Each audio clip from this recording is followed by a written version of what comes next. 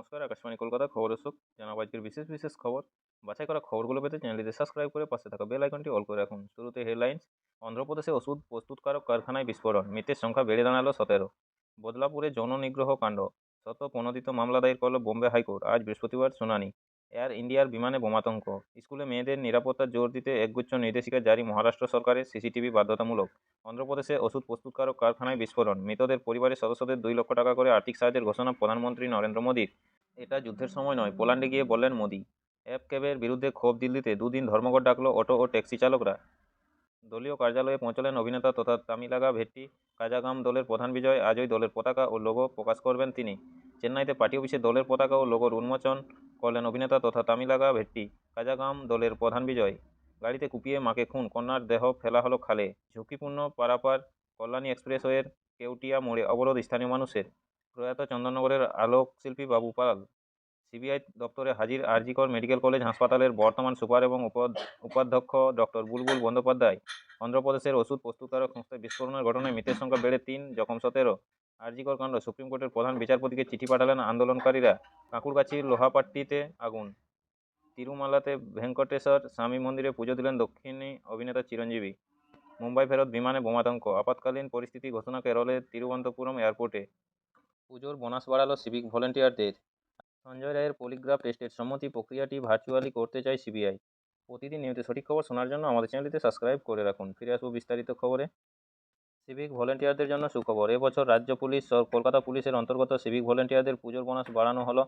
আজ একটি বিজ্ঞপ্তি দিয়ে একথা জানালো রাজ্য। গত 2022 থেকে 23 সালে যে পুজোর বোনাস 5,300 টাকা ছিল, এবছর অর্থাৎ 2023 থেকে 24 সালের পুজোর বোনাস আরও 700 টাকা বাড়িয়ে করা হলো 6,000 টাকা। আজ বৃহস্পতিবার।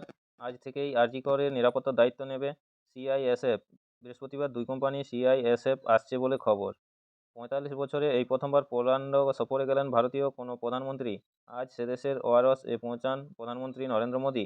21 এবং 22 আগস্ট দুদিন পোল্যান্ড সফর শেষে 23 আগস্ট ইউক্রেনে যাবেন ভারতের প্রধানমন্ত্রী। অভিযুক্ত সঞ্জয় রায়ের পলিগ্রাফ টেস্টের সম্মতি প্রক্রিয়াটি ভার্চুয়ালি করাতে চায় সিবিআই। নিরাপত্তার অজুহাত দেখিয়েই এই আবেদন করল কেন্দ্রীয় এই তদন্তকারী সংস্থা। কারণ আদালতে অভিযুক্তকে সশরীরে হাজির করিয়ে এই সম্মতি নেওয়াটাই দস্তুর। গতকাল বুধবার আদালতের সম্মতি নেওয়ার ওই প্রক্রিয়াটি ভার্চুয়ালি করার আবেদন ছিল সিবিআই শিয়ালদহ আদালতে আসে। তবে এই ক্ষেত্রে তাদের কলকাতা হাইকোর্টের কাছ থেকে অনুমতি নিয়ে আসতে হবে বলে জানিয়ে দিল আদালত। আজ বৃহস্পতিবার সিবিআই এই বিষয়ে কলকাতা হাইকোর্টের দ্বারস্থ হবে বলে সূত্রের খবর। আচমকায় আগুন লাগলো কাঁকুড়গাছির লোহাপট্টিতে। গতকাল বুধবার গভীর রাত 1:30 নাগাদ আগুনটি লাগে বলে দমকল সূত্রে জানা গিয়েছে। খবর পেয়ে ঘটনাস্থলে পৌঁছায় দমকল। সঙ্গে সঙ্গে আগুন নেভানোর কাজ শুরু করেন দমকলের কর্মীরা। প্রায় 7 ঘন্টা হয়ে গেলেও এখনও পুরোপুরি নিয়ন্ত্রণ আসেনি আগুন। ঘটনাস্থলে রয়েছে দমকলের 20টি ইঞ্জিন। তারা পর্যায়ক্রমে কাজ করছে। সূত্রের খবর, এখনও পকেট ফায়ার রয়েছে বেশ কিছু এলাকায়। তাই আগুন সম্পূর্ণ নিয়ন্ত্রণে আনতে আরও ঘণ্টাখানেক সময় লাগবে বলেই জানিয়েছে দমকল। তবে এই অগ্নিকাণ্ডের জেরে কোনো হতাহতের খবর মেলেনি। সেপ্টেম্বরেই শুরু জনগণনার কাজ। দীর্ঘ টালবাহানার পরে অবশেষে জনগণনার উদ্যোগ নিল মোদী সরকার। প্রধানমন্ত্রীর দপ্তরে চূড়ান্ত ছাড়পত্র পেলে আগামী সেপ্টেম্বর থেকে তা শুরু হতে পারে বলে জানা যাচ্ছে।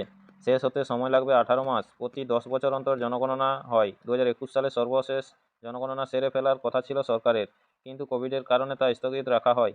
দুর্যোগ কেটে গেলেও এ নিয়ে সরকারি স্তরে কোনো হেলদোল দেখা যাচ্ছিল না, ফলে দেখা দিয়েছিল বিতর্ক।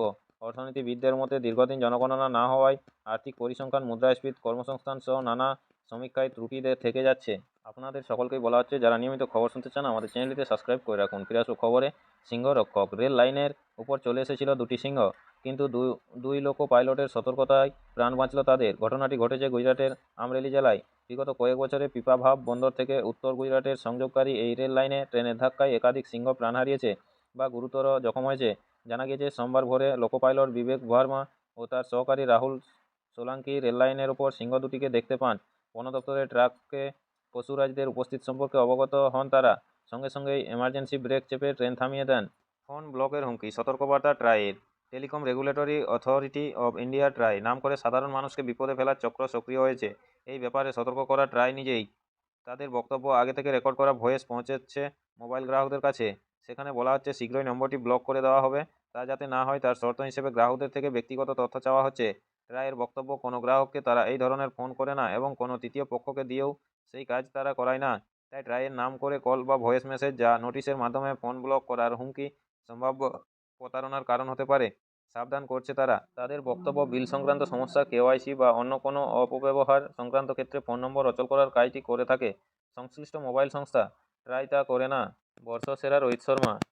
টাকার সংস্থা আয়োজিত অনুষ্ঠানে বর্ষসেরা ক্রিকেটারের পুরস্কার জিতলেন রোহিত শর্মা। অনুষ্ঠানে টি-20 বিশ্বকাপে সাফল্যের ক্ষেত্রে সব রকম সাহায্যের জন্য কোচ রাহুল দ্রাবিড়, অজিত আগরকার ও বোর্ড সচিব জয় শাহকে ধন্যবাদ জানান তিনি। গতকাল বুধবার সিবিআই দপ্তরে হাজির হয়েছেন আরজিকর মেডিকেল কলেজ হাসপাতালের বর্তমান সুপার এবং উপাধ্যক্ষ ডক্টর বুলবুল বন্দ্যোপাধ্যায়। পাশাপাশি উপস্থিত রয়েছেন প্রাক্তন সুপারও। এছাড়া উপস্থিত রয়েছেন দুজন ডেপুটি সুপার এবং একজন অ্যাসিস্ট্যান্ট সুপার। প্রয়াত চন্দননগরের আলোকশিল্পী বাবু পাল। প্রয়াত বিশিষ্ট আলোকশিল্পী বাবু পাল। ইদানিংকালে চন্দননগরের আলো মানেই বাবু পাল। তার আলো ছাড়া চন্দননগরের জগদ্ধাত্রী পুজো যেমন হয় না, তেমনই হয় না কলকাতার অনেক দুর্গাপুজোও।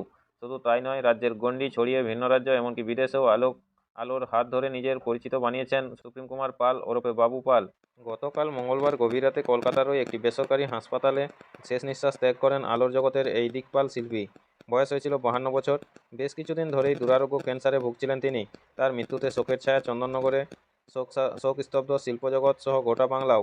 গতকাল বুধবার কল্যাণী এক্সপ্রেসওয়ের কেওটিয়া মোড় অবরোধ করে প্রতিবাদ করলেন স্কুল পড়ুয়া এবং এলাকার বাসিন্দারা। তাদের দাবি, কল্যাণী এক্সপ্রেসওয়েতে দ্রুতগতি সম্পন্ন গাড়ির সংখ্যা বৃদ্ধি পেয়েছে, ফলে রাস্তা পারাপার করা প্রচণ্ড ঝুঁকিপূর্ণ হয়ে দাঁড়িয়েছে। অবরোধের জেরে যানজট সৃষ্টি হয়েছে। প্রতিদিন নিয়মিত সঠিক খবর শোনার জন্য আমাদের চ্যানেলটিতে সাবস্ক্রাইব করে রাখুন। ফিরে আসবো খবরে। মুম্বাই থেকে আসা এয়ার ইন্ডিয়ার বিমানে বোমাতঙ্ক। কেরলের তিরুবনন্তপুরম এয়ারপোর্টে জরুরি অবতরণ করে বিমানটি। সেই কারণে তিরুবনন্তপুরম এয়ারপোর্টে আপৎকালীন পরিস্থিতি ঘোষণা করা হয়। যদিও ওই এয়ারপোর্টে বিমান পরিষেবায় কোনো বিঘ্ন ঘটেনি। মুম্বাই থেকে আসা এয়ার ইন্ডিয়ার বিমানটিকে আইসোলেশন বেতে পাঠানো হয়েছে। সেখানেই সব যাত্রীদের নামিয়ে নিরাপদ স্থানে নিয়ে যাওয়া হবে বলে জানিয়েছে তিরুবনন্তপুরম এয়ারপোর্ট কর্তৃপক্ষ। বৃহস্পতিবার লুসান ডায়মন্ড লিগে নামছেন নীরজ চোপড়া। প্যারিস অলিম্পিক্সে রূপজয়ী ভারতীয় জেভেলিন থ্রোয়ারকে ঘিরে কৌতূহল তুঙ্গে। লুসানে সোনা জয়ের জোরালো দাবিদার নীরজ। প্রয়াত ওয়ার শোতে শ্রদ্ধা জ্ঞাপন করেন নওয়ানগড়ের মহারাজ। জাম সাহেবের স্মৃতিসৌধতে কথা বলেন মহারাজার পরিবারের সঙ্গেও। তারপরে অনাবাসী ভারতীয়দের সঙ্গে কথা বলতে গিয়ে মোদি বলেন, ভারত স্থায়ী শান্তির পক্ষে। আমাদের অবস্থান খুব স্পষ্ট, এটা যুদ্ধের সময় নয়। মানবতাকে চ্যালেঞ্জ জানাই, এমন প্রতিবন্ধকতার সঙ্গে লড়াই করার সময় এখন। তাই ভারত কূটনীতি ও আলোচনাতেই বিশ্বাস করে। বহু দশক ধরে ভারতের নীতি ছিল সমস্ত দেশের সঙ্গে দূরত্ব বজায় রাখা, কিন্তু এখন পরিস্থিতি বদলে গিয়েছে। আজ ভারতের নীতি হলো সমস্ত দেশের সঙ্গে সুসম্পর্ক বজায় রাখা। আজকের ভারত সকলের সঙ্গে যোগাযোগ রাখতে চায়, সকলের সঙ্গে পা মিলিয়ে চলে এবং সবার লাভের কথা ভাবে। তাই আজ ভারতকে বিশ্ববন্ধু হিসেবে সম্মান জানানো হয়। পোল্যান্ড থেকেই 23শে আগস্ট যুদ্ধবিধ্বস্ত ইউক্রেন যাবেন প্রধানমন্ত্রী নরেন্দ্র মোদী। সেখানে কিভে ইউক্রেনের প্রেসিডেন্ট ভলদমির জেলেনস্কির সঙ্গে বৈঠক করার কথা রয়েছে মোদির। নমস্কার, স্থানীয় সংবাদটি এখানেই শেষ হলো। এরপরে সংবাদ পেতে চ্যানেলটি সাবস্ক্রাইব করে পাশে থাকা বেল আইকনটি অল করে রাখুন। সবাই ভালো থাকুন, সুস্থ থাকুন। দেখা হচ্ছে নেক্সট আপডেট খবরে।